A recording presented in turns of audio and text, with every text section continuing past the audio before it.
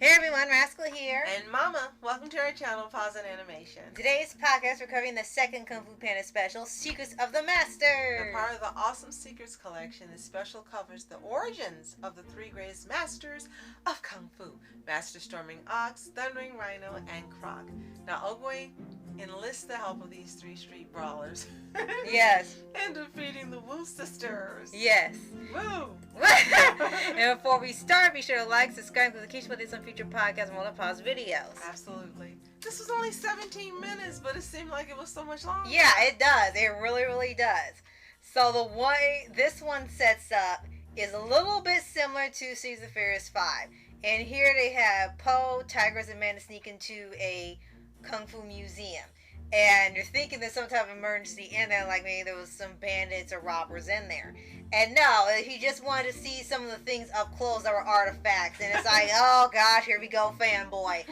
And as he's going through these artifacts, he tells them the history of how these three masters became masters. And originally all three of them were fighters that really just, as we said, were street brawlers. They fought in the street for money, and it was just for entertainment. And they really didn't think that much highly of their skills, just enough to defeat their opponent. And at this time, they had the Wu sisters break out of the prison, and they were going to assemble a bunch of other villains, I guess their own Legion of Doom. And when Oogway hears this, he was looking for people to help defeat them. And they couldn't get along. Right. And I love how he tricked them. They thought they were so brilliant, so smart. And Oogway in his laid-back manner tricked them. Yeah. And he said, oh, what's in it for us? Well, you will be rewarded with great riches. And I'm like, okay, we'll do it. And like halfway through, I said, well, where's this great riches you were talking about? Where's the money? What? I never said money. You said great riches. Oh, yes, great riches in wisdom. And like, it's like, yeah, Oogway was kind of sly sometimes. Now, you had some of the actors coming back to reprise their roles. Jack Black, Dustin Hoffman, Angelina Jolie, Seth Rogen, Randall Duke Kim, and Dennis Haysbert. The others didn't return. Yes. They only had a few of them from the first movie and then a few of them from the second movie when you saw the opening of Kung Fu Panda 2. And it actually was great hearing them all again. They actually got a bit of longer roles since the roles weren't too big and had too many lines in Kung Fu Panda 2. So they kind of got way more of a spotlight and I guess a larger paycheck, you could say, with this one.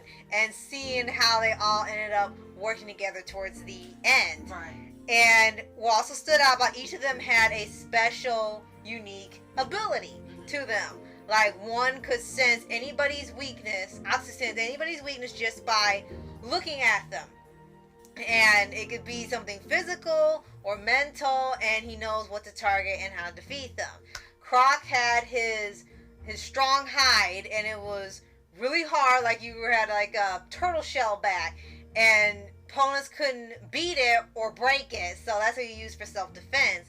And in Rhino's is that he could always tell how to undo a move. When someone has an ultimate move, he could figure out how to undo it and find the weakness within that. But I got like finding a loophole in a Kung Fu move. I think it was interesting how they did that because in Kung Fu you always have the different fighting styles. Mm-hmm. Like in the movies you got Crane, Manson, and so forth. And the characters represent fighting styles. But in here, as you said, yes, they had three different animals, but they had their own special ability that was featured rather than a fighting style. So I really liked how that was done. And that's what made them masters, and they didn't know it. Right. And as you said, this is only 17 minutes, but it was still a really great special. And what was really different about this is that the first one, Six of the Furious 5, showed it back and forth between the 3D when Poe was talking and then 2D when it was the backstories. Well, this one was nearly entirely 2D. Mm-hmm. They had the beginning with them at the museum, him starting the story, and Poe narrates.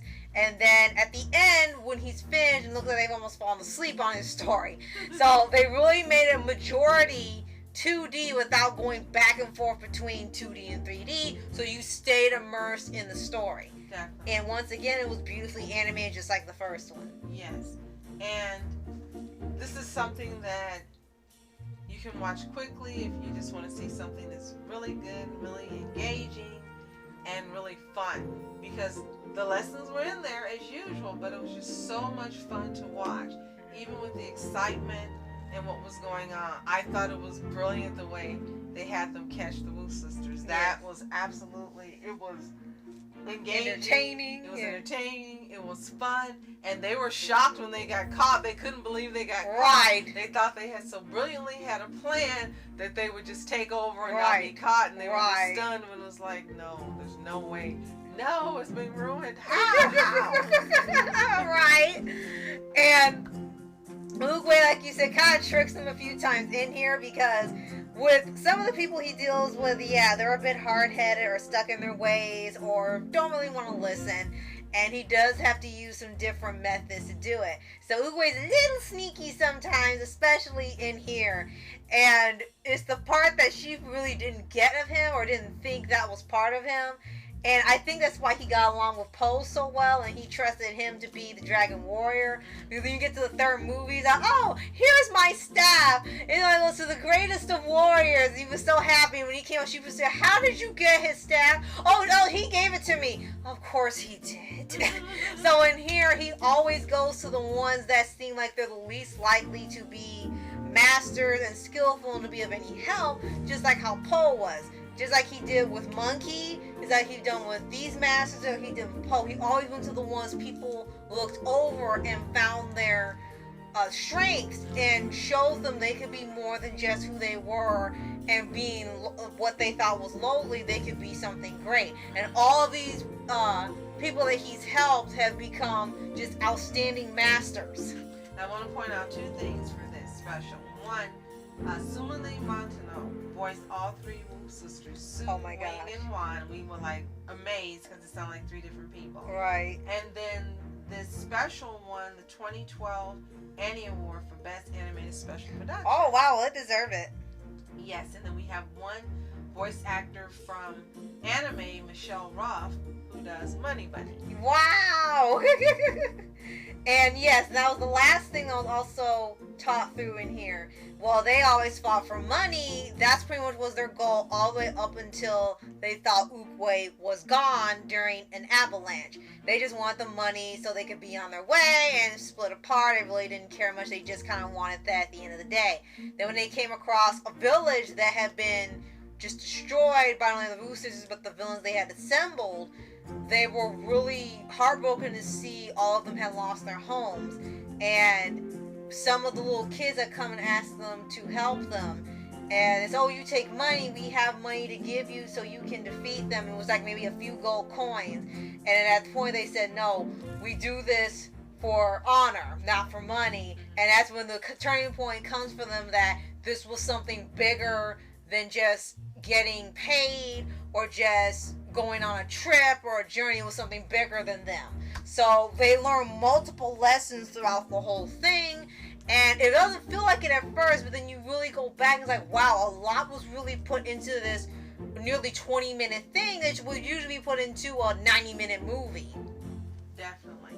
So if you've seen Kung Fu Panda Special Secrets of the Masters, let us know what you think in the comments below. Do you love it as much as we do? Did you see it when it originally came out? Let us know. And if you haven't, it's available again on Netflix and Prime to stream. Check it out. Come back and let us know what you think. Yes. And if y'all haven't already, subscribe for updates, weekly reviews, favorite anime series, anime shows, and all things animation. Yes, and thank you so much for your support and subscribing and watching and sharing things that we find great joy in, even sometimes when we lambast things. Yes. Thank you for joining us. And if you want us to check out your channel, or you'd like to suggest something for us to review or do a podcast on, let us know in the comments below. Yes. Thank you so much for watching. I'm Rascal Entertainment. And I'm Mom Entertainment. Have a fantastic day. Peace.